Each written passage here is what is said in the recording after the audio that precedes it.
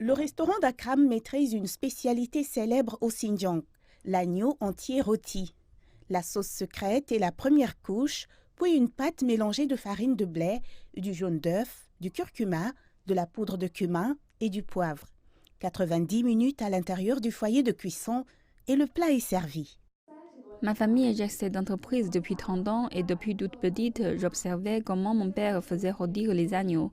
Mais mes années d'université en Chine orientale ont été une expérience révélatrice pour le secteur de la restauration.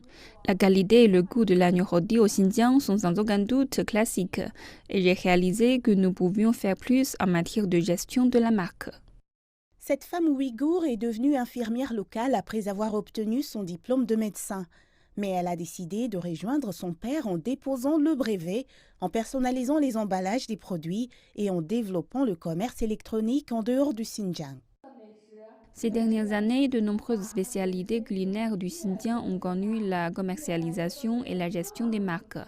De nombreuses entreprises comme la mienne se sont développées et ont attiré plus de clients. J'en suis vraiment heureuse.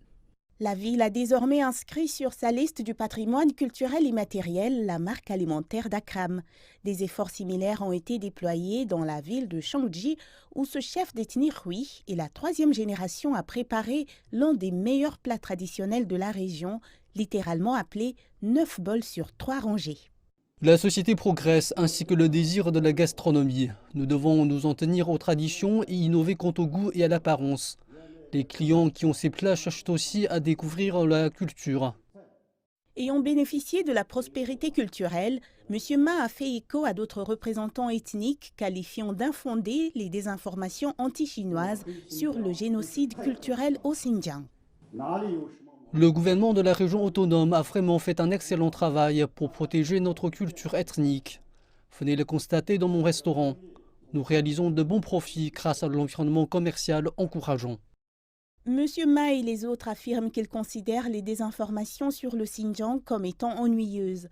Ils ajoutent que l'amélioration de leurs entreprises et de leur vie permet de démentir ces rumeurs.